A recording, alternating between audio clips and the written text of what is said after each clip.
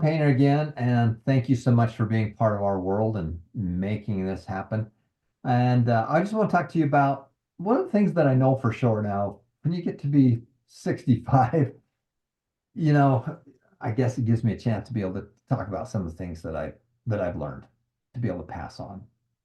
Your goal is to be able to pass on the things that you know, the things that you've learned to others. And hitting this age of 65, pretty amazing. I was getting my hair cut the other day, and this gal that was doing my hair, she was really struggling. She had tattoos all over the place. She had nose rings. Her hair was different colors, and we got talking. My goal was just to help her out, so I gave her one of my books, and she was very grateful to be able to do that. She had a hard time getting through school and stuff like that. And talking, we found out that our birthday's on the same day. That's on Tuesday, the 16th. And I says, why don't we trade ages? I mean, I'll give you a bunch of the cash, and I want to go back and be, in 21 again. And she looked at me and she goes, "There's no way. Look at you. You can't even walk these. Your hips are giving out on you. All this other stuff. I don't want to trade. So what's the greatest advantage you got is you have youth. You have age. So what do I know for sure? Well, what do I know for sure is that you're a spiritual being. You're a spiritual being living a earthly life. Now, that's just a belief system that I have. My family, I'm sure, shares that belief system. My wife and I do. But you're a spiritual being. You're placed on this earth for a reason. You have a purpose. And you're living a physical life. And that physical life, in some cases, is not fair. Some people have been dealt some terrible cards. Some people were dealt pretty good cards. But it doesn't matter what cards you were dealt.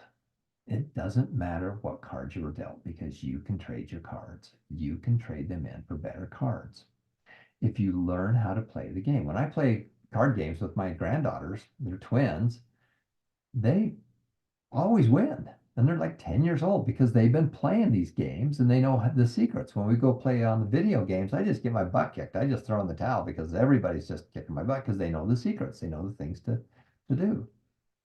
I know that you can change your world. You can have a better life. And it's all about the game.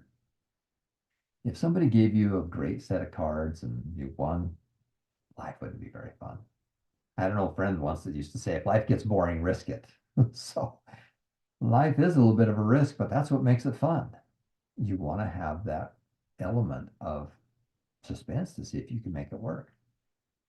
Life is a game and games are fun. Finance is a game and games are fun. Life is a game. So go have some fun with it. Go see the world. Help other people. Make a difference in their lives. And if you do those things, you'll have a successful life. They say that when you die, your whole world passes before your eyes. Well, that's like pulling out your phone and looking at all your pictures. And if your pictures are good pictures, you lived a good life. If they're not, then you probably did. Then you probably need to try it again. Do better. My friend Robert Allen says that good parents give their kids good memories, bad parents give their kids bad memories. Zig Ziglar says the only way you get what you want out of life is to help other people get what they want out of life. The foundation was created by best-selling authors, educators, and entrepreneurs. Now, all of you qualify. You're all educators. You might be just educating your kids. You're entrepreneurs. You're trying to make it work. You're helping other people. You're part of the foundation. You're the thing that's making this drive and go through it. My wife and I donated all that real estate. We knew that this would be a way to help you to have a better life. What do I know for sure is that you can do it. You can do it. What you need to do is find a role model and find out how they did it and then copy them. You can do it. Your goal is to figure out how to simplify your strategy as much as possible and then multiply it. Simplification. Simplify and then multiply. Simplify and multiply. There are different laws of success. And if you simply study those laws, you learn the rules of success. And if you play the game, and of course, sometimes you're going to win, sometimes you're going to lose, but if you keep playing and you get better and you study and you talk to other people and you try things and you fail and then you try again and you succeed and you fail and you succeed, It doesn't matter how many times you fail. It just matters how many times you keep trying. And if it's not working, change your tactic, change your strategy, do a little bit different. Talk to somebody else that's making it happen. Find out what's happened for them. Find mentors. And you have some wonderful mentors. You have hundreds of hours of classes online that you can do. The things you need to do, what I know for sure is that you simply do those 5 steps. Number one, you learn how to make more money. Now, money is not good. Money's not evil. Money does wonderful things. Money builds churches, but money creates hospitals. Money helps people to live a better life. You need to make more money. You do that by solving bigger problems. Find problems. Everybody runs away from problems. You run towards them. Now, you're not going to know how to solve the problem, but you know how to find out what the problem is and go find somebody that knows how to solve the problem, get them two together, and get out of the way and let them fix it. You can solve problems. You can add more value. Simply wanting to help people to have a better life and to help them win. The only way you get what you want out of life is to help other people get what they want out of life. So true. And study successful people. Study successful people. Solve bigger problems. Add more value. In your lifetime, you're going to have a job, and you need to learn how to make that business work. For if you're an employee, you be the most valuable employee. When tough times come, I've had thousands of employees, and guess what? The ones we keep are the ones that add the most value. The ones that we let go are the ones that aren't. Add more value. Make sure that the business is winning, and then you'll get rewarded. And if you don't get rewarded, then take your skills to somebody that will reward you. You need to have a small business. You need to have some small businesses on the side because you're with the governments around the world that can't balance their budgets. So what do? They print more money, which makes it really hard. The people that really get crushed are the ones that don't have any the assets that keep up with inflation. So you've got to create that. You've got to get your businesses going. And then someday you need to turn those businesses into big businesses. We started out doing little real estate deals, and we, I've done lots of real estate. I've done millions and millions of dollars, lots of millions and millions of dollars for real estate. But then we started with one little deal, and guess what? We lost it. We lost money on it. I found one little deal, and yeah, it was appraised for you'll laugh at these numbers, but just add zeros or double it, triple it, whatever it is, whatever currency. And it was valued at $35,000, and I was able to buy it for 20.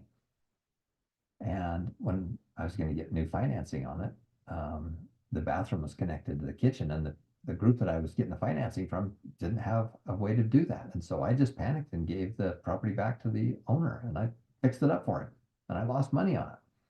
And then he just got new financing off a different organization or sold it to somebody else. But I had a belief that it was possible. I had a belief that it was possible because I went to Robert Allen's class, the Nothing Down seminar. I learned from my dad. I learned from one of my college professors. I learned that it was possible from reading books, from Mark Harrelson's book. I knew it was possible because other people were doing it. So we went out and did that. And it's possible to make more money. You've got to make more money. Number two, you need to separate it. You need to separate your money. You need to get your money working for you. If your money doesn't work for you, you're going to work the rest of your life. Number three, you got to give some of it away. You can give your time, you can give your energy, you can give a little bit of money away to individuals, to churches, charities, whoever it is, give a little bit of away. It's a spiritual law and it's a business law. Number four, you need to invest. You need to invest for long-term investing, but the vast majority of you need to really concentrate on step number one is to make more money. You have to make more money. Small businesses and your job. And then we need to get those money trees planted so that they will start to grow. So step number four is to invest and automatically, as much as possible, automatically move money from one account, from your saving and your spend account over to your investment account, separate accounts. And then you need to get that money to grow. Number five is to save and spend. And like Peter was saying, people have a lot of money coming in. You're going to have millions of dollars coming through your lifetime. You're going to make, manage, and spend. Everybody has those three things in common. Everybody you see, everybody you meet, they and their spouse or family is going to make money. They're going to manage it. Even if they manage it badly, they're going to manage it and they're going to spend money. And with the governments of the world can't balancing their budgets, what do? They print more money, which causes inflation. So you're not making as much money in number one, and it's costing you more money to live in number five. That's why we've got to figure out how to make more money. And then we've got to get some of that money in step number five and get it over into number four. You got to get money into your investments. The wealth formula is very simple.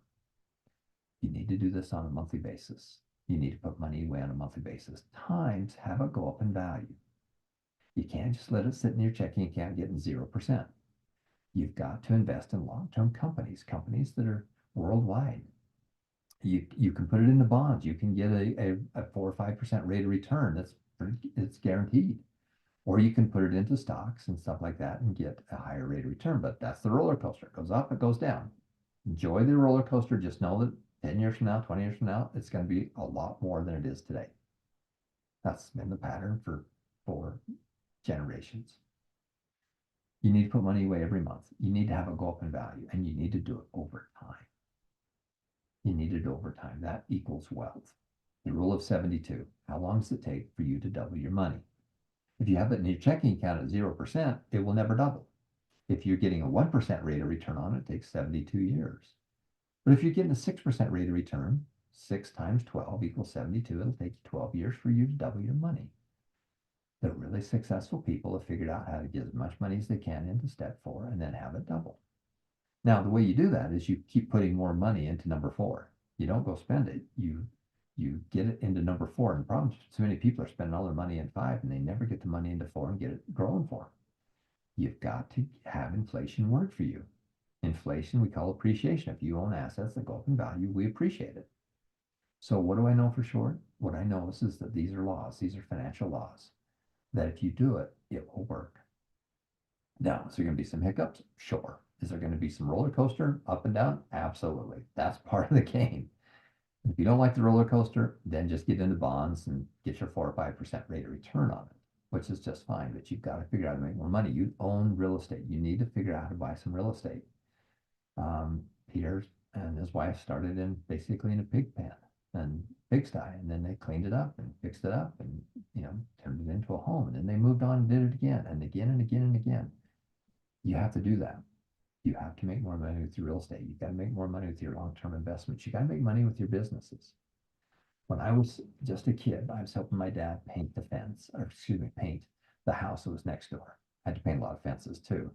And it was hot and I wasn't having any fun. And we were scraping off the old paint. And I said, Dad, can I get it paid for doing this? And he goes, no, son, get back to work. I'm one of 10 kids.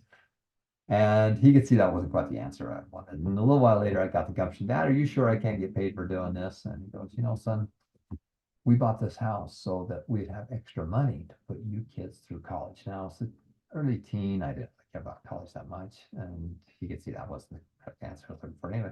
And later he says, you know what, Tom, some people make so much money off of their small businesses, their investments, and their real estate. They don't have a job. All they do is manage those things. Well, that's what your goal is to do that. Now, to plant a money tree, this is what people don't really quite get, but money trees, they take a while to grow. Your goal is to plant a whole orchard of money trees, real estate trees, business trees, investment trees, all those kinds of things. But for a tree to grow, it has to create roots, and the roots go down into the ground, and nobody sees the roots. The roots are the hard work. The roots are the things that you're doing in private that creates the base or a foundation so that the tree can grow and that the tree can grow and produce fruit. And that's what the public sees. The public sees a tree and they see fruit on it, but they don't see the roots. And the roots are, in many cases, about the same size. And, many of the trees about the same size as the top of the tree as it is the root system. Our goal is to create trees with strong roots so that it can survive when the wind blows. What do I know for sure? What do I know for sure is that there are rules and there are things that you can do to have a better life. My parents did it. We've done it. A lot of people are doing it. We got thousands of you students that have started saving and investing. Thousands and thousands and thousands of you. Why? Because we track all that. I know it'll work for you if you'll work it. And life's a game. And games are fun. We're not curing cancer here. We're just having fun. So go have fun and make a difference. Make a difference, make it happen, and remember that every life is precious. Every person you see when you are walking down the street, there's another individual that has some of the same, he's just like you. He's looking out through a set of eyes and he can see his body and he can feel things and he has fear and he has happiness and hunger or whatever it is. They need your smile. They need your help. And you can be that person for them. Story of the starfish. There's a couple of people that were walking on the beach and it was hot. And these starfish had been pushed up onto land, up onto the sand because the tide went out. And it was really hot. Many of these starfish were dying because it was so hot. And this guy picks up a starfish and he takes over and puts it in the water. And the starfish now has some water and is able to survive. And he does it to another one and another one and another one. And there's just hundreds and hundreds of them on the beach. And the guy next to him says, "You can't make a difference. You can't help all those starfish.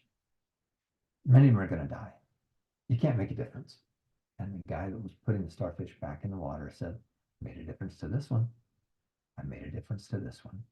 I made a difference to that one. Your goal is to go make a difference to them. Make a difference. Make a difference. Make it happen. Every life is precious. And one thing I know for sure is that you are a miracle. You are a miracle. Your kids are a miracle. Your grandkids are a miracle. It's a miracle we're on this earth.